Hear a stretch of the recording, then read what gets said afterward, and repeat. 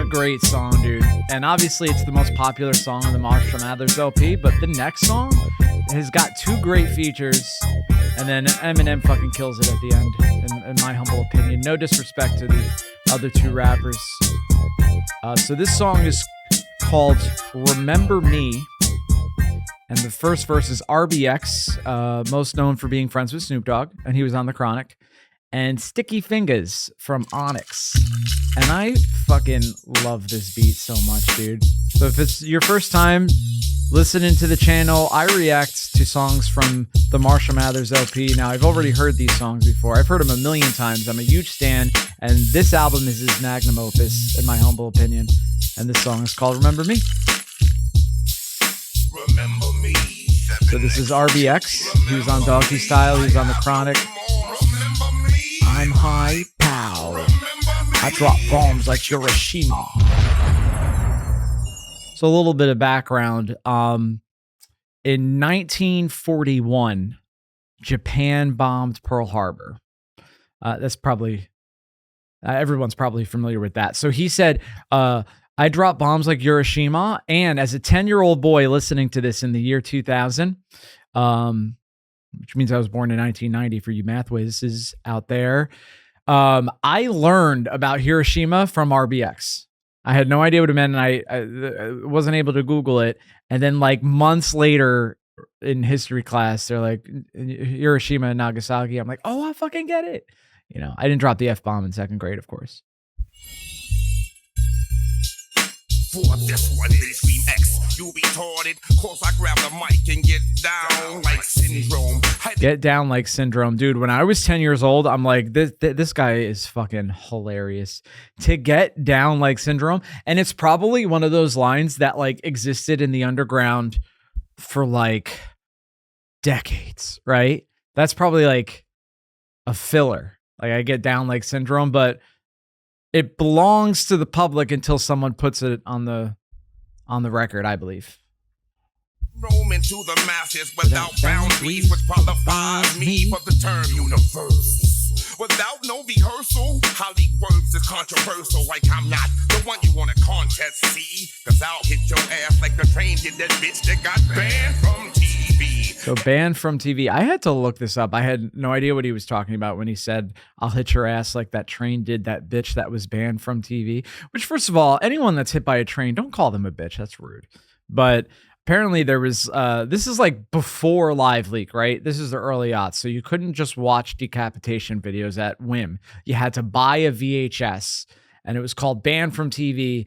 And it was all of these, it was sort of like if the Blair Witch Project was like shocking videos, right? And they were all fake, but it was like 1999. So no one knew what was fake or not. Not like now where everyone is able to spot when things aren't real on the internet. But that's I had to look that up. I had no idea what he was talking about. Wait, get up. Hit you got your whole head split up. Local is the motion. We coming through. Hollow tips is the lead. The 45 through. Shout out to rap music for making a little suburban white kid know so much about guns. I'd have no idea otherwise. Here's Sticky Fingaz from Onyx.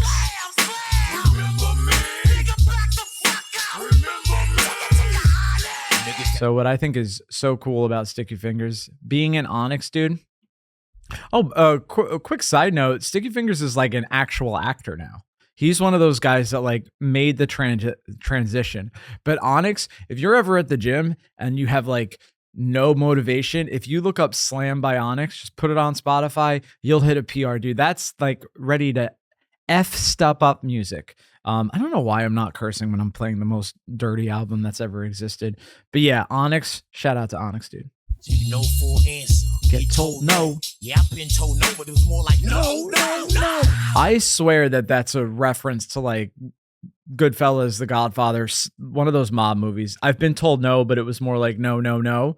That I can't find exactly what he's referencing, but I know he's referencing something. If you know what he's talking about or referencing, please let me know in the comments. Bitch, better fuck you if you let her. Better come better than better to be a competitor. This better's ahead of the shit is a redder. You deader and deader. I met her instead of the cheddars and credit.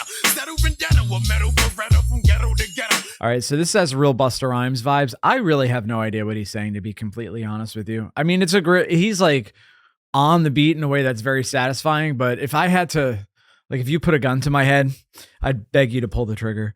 But after that, you'd be like, hey, can you transcribe what he's saying? I'd have a real hard time. I think I could get every other word.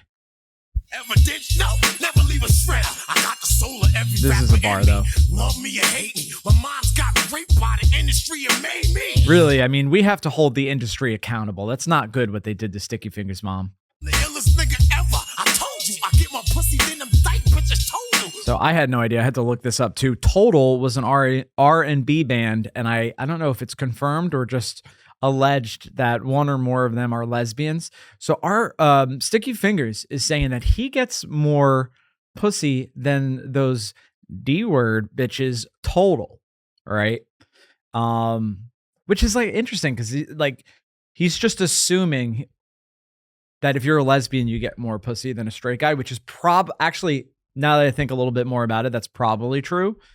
Sticky Fingers, great rapper, not like a looker, you know, not like me, but, and there's 3 of them. Okay. So I understand what he's saying. He's like, I get so much pussy that you take 3 famous lesbians and I get more pussy than them. I think that's a beautiful thing.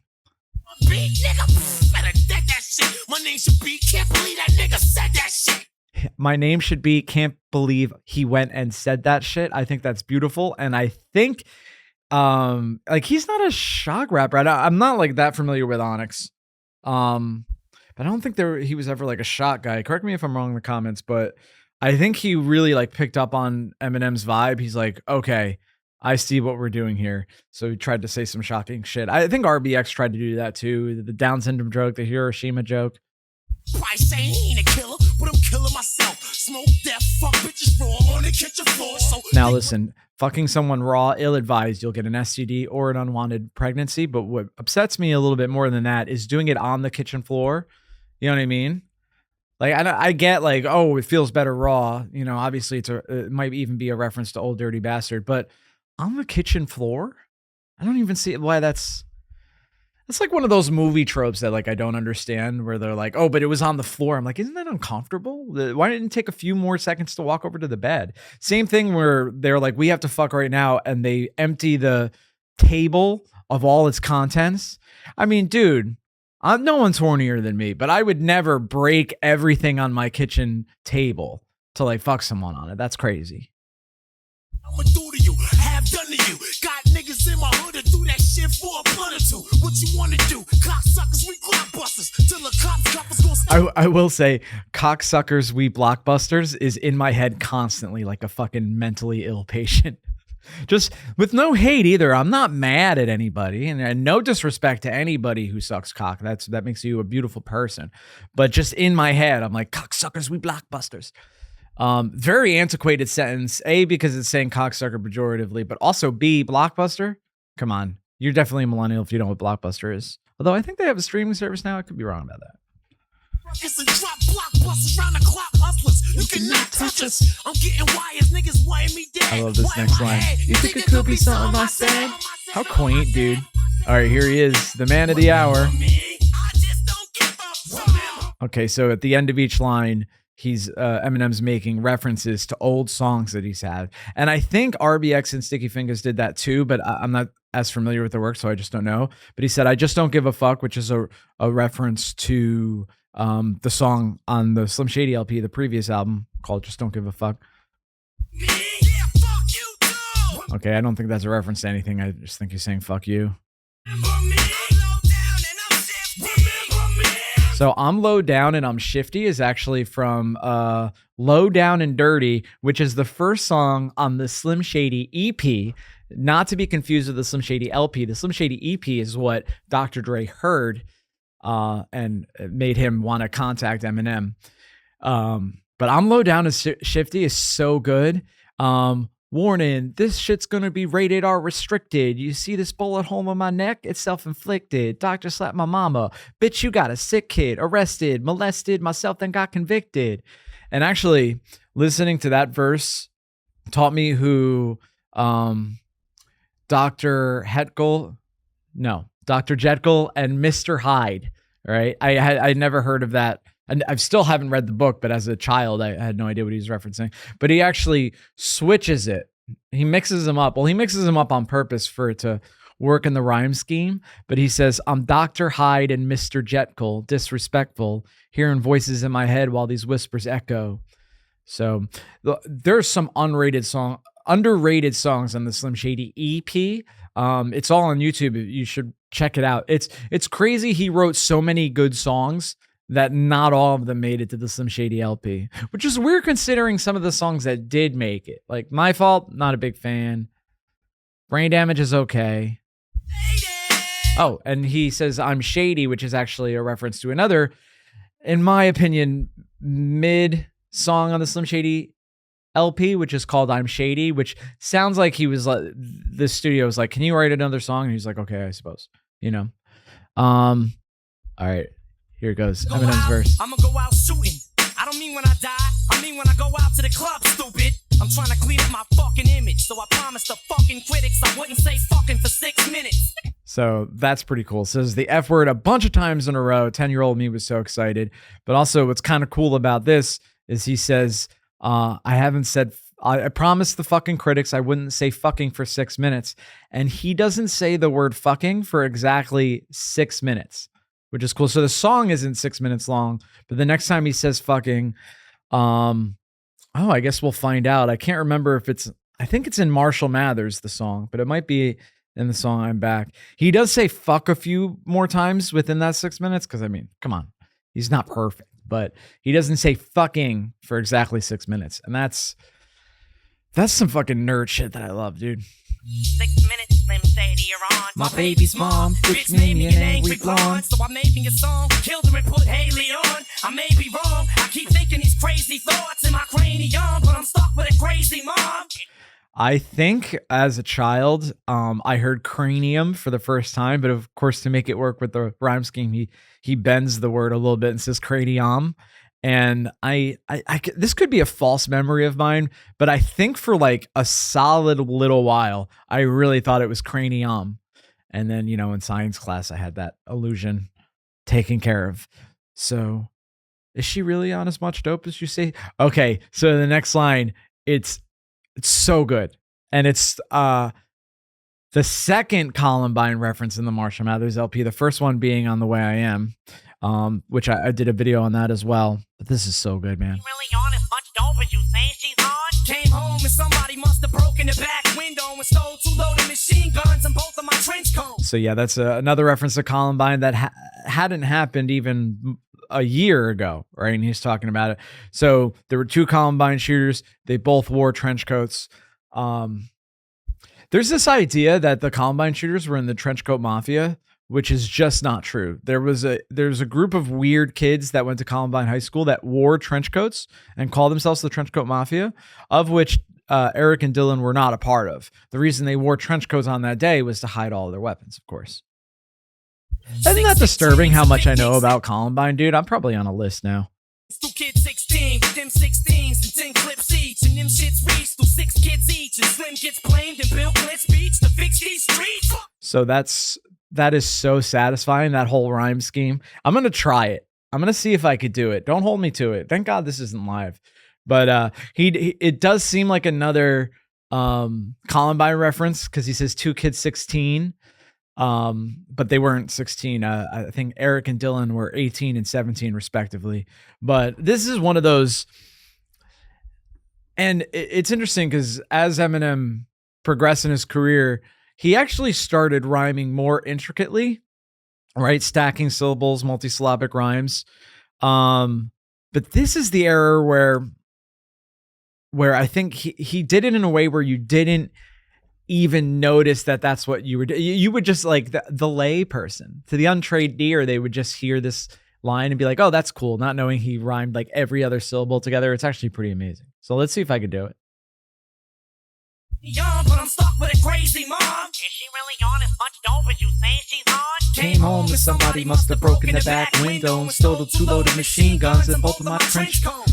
6 sick dreams, a picnic scenes, 2 kids 16, with M16s and 10 clips each, and M6 reeks through 6 kids each, and Slam gets blamed to Bill Clinton speech to fix these streets. Fuck that. You faggots can vanish the volcanic ash and reappear in hell with a can of gas and a match. Aftermath, Dre, grab the gat, show him where it's at.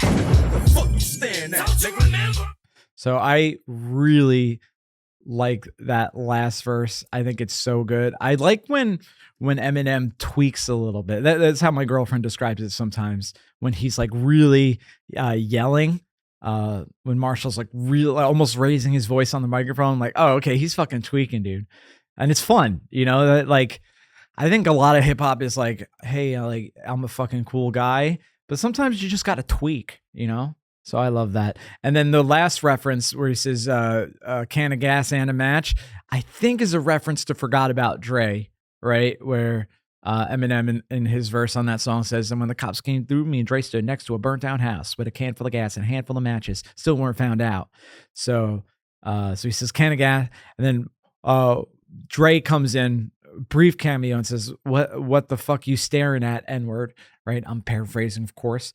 But what I find fascinating when Dre is like making a feature, or even a small feature like just now, and he says the N-word, it always makes me laugh a little bit because there's like a 90% chance that Marshall wrote that for him. You know what I mean? And I guess that's the one time, right? There's that idea of like who gets the pass. Which white people get to say it? I think if you're writing for Dr. Dre in a way that will make him millions of dollars, you might be able to say that in a room where only he can hear you. I've yet to confirm that myself, and I probably never will. So that's Remember Me, guys. The next song is I'm Back, and I'm going to play the last few seconds of Remember Me because it's one of the best transitions, but one of the best song transitions in not just hip hop history, but music history, in my humble opinion. Can vanish the volcanic ash and reappear in hell with a can of gas and a match. Aftermath, Dre, grab the gat, show him where it's at. Don't you remember me? So here he's tweaking, dude. Just imagine him in the studio screaming this at the mic. All right, here it comes. That's why they It's just so satisfying, dude.